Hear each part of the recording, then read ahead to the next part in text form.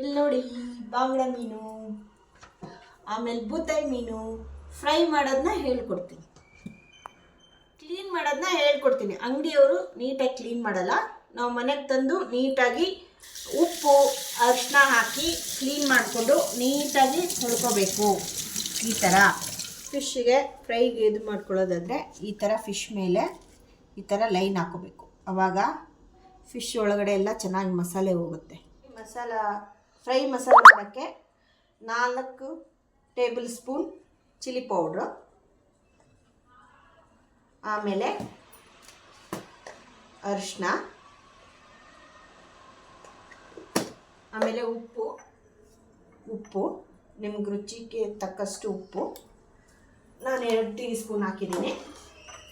ಆಮೇಲೆ ಶುಂಠಿ ಬೆಳ್ಳುಳ್ಳಿ ಪೇಸ್ಟ್ ಹಾಕಬೇಕು. ನೋಡಿ 1 ಟೇಬಲ್ ಸ್ಪೂನ್ ಸಾಕು ಶುಂಠಿ ಬೆಳ್ಳುಳ್ಳಿ ಪೇಸ್ಟ್.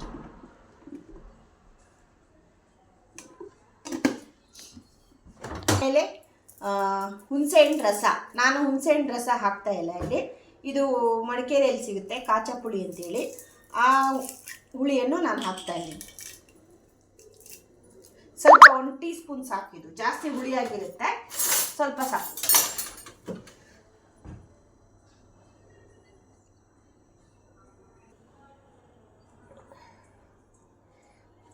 ಇದು ಸಾಕು, 1 ಟೀ ಸ್ಪೂನ್ ಸಾಕಿದು, ತುಂಬ ಹುಳಿ ಇರುತ್ತೆ.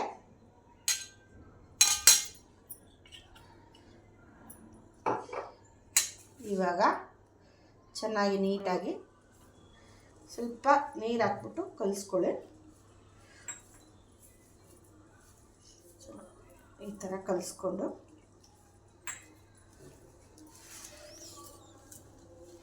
ಚೆನ್ನಾಗಿ ನೀಟಾಗಿ ಕಲಿಸ್ಕೋಬೇಕು.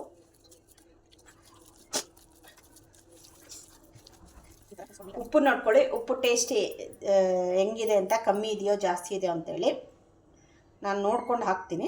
ಕಮ್ಮಿ ಇದೆ, ಹಾಕ್ತಾಯಿದ್ದೀನಿ ನಾನು.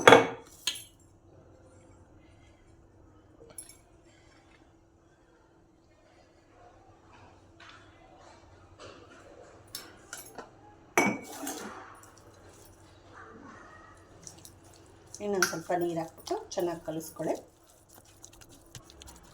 ಈ ಥರ ಫಿಶ್ಶಿಗೆ ಮಸಾಲೆ ಹಾಕೋಬೇಕು. ಚೆನ್ನಾಗಿ ಒಳಗಡೆ ಎಲ್ಲ ಚೆನ್ನಾಗಿ ಮಸಾಲೆ ಹಾಕಬೇಕು. ಆಮೇಲೆ ಈ ಥರ ಮೇಲ್ಗಡೆ ಲೈನ್ಸ್ ಹಾಕಿದ್ದೀವಲ್ಲ ಅದರೊಳಗೆಲ್ಲ ಮಸಾಲೆ ಹೋಗಬೇಕು. ಈ ಥರ ಹಾಕ್ಕೋಬೇಕು. ಎರಡು ಸೈಡ್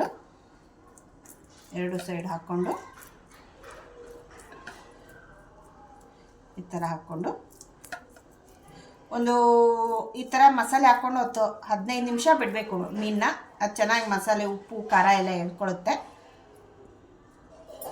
ಈ ಥರ ಹಾಕ್ಕೊಂಡು ಚೆನ್ನಾಗಿ ನೀಟಾಗಿ ಹಾಕ್ಕೊಂಡು ಫಿಶ್ ವೇರಿಗೆ ನೀಟಾಗಿ ಹಿಂಗೆ ಹಾಕ್ಕೊಂಡು 15 ನಿಮಿಷ ಬಿಟ್ಟ ಮೇಲೆ ಫ್ರೈ ಮಾಡಿಕೊಂಡ್ರೆ ಚೆನ್ನಾಗಿರುತ್ತೆ.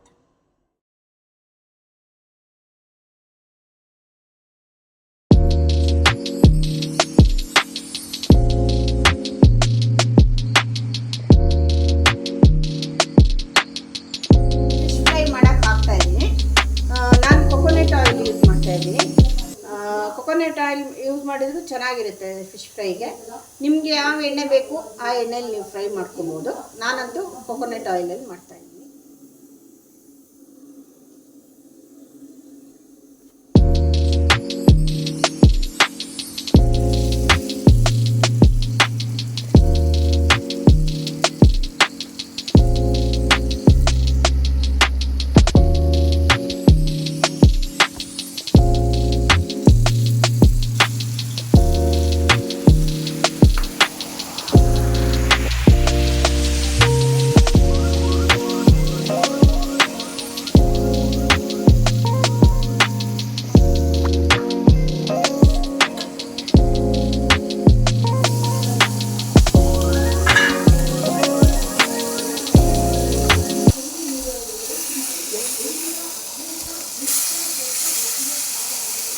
ಫಿಶ್ ಫ್ರೈನ ಸ್ವಲ್ಪ ಹೊತ್ತಾದ್ಮೇಲೆ ಹಿಂಗೆ ಉಲ್ಟಾ ಮಾಡ್ಕೋಬೇಕು. ವಾಪಸ್ಸು ಚೆನ್ನಾಗಿ ಫ್ರೈ ಆಗಬೇಕು, ಅವಾಗ ಚೆನ್ನಾಗಿ ಟೇಸ್ಟಿಯಾಗಿರುತ್ತೆ.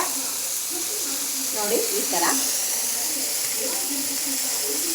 ಮತ್ತು ಈ ಕಡೆ ಉಲ್ಟಾ ಹಾಕಿದ್ಮೇಲೆ ಮತ್ತೆ ಮುಚ್ಚಿ ಮತ್ತೆ ಒಂದು 5 ನಿಮಿಷ ಬೇಯಿಸಬೇಕು. ಮೀನು ಫಿಶ್ ಫ್ರೈ ರೆಡಿ. ಈಗ ನನ್ನ ಮಗ ಊಟ ಮಾಡಿಬಿಟ್ಟು ಹೇಳ್ತಾನೆ ಟೇಸ್ಟ್ ಹೆಂಗಿದೆ ಅಂತ. ಸೂಪರ್.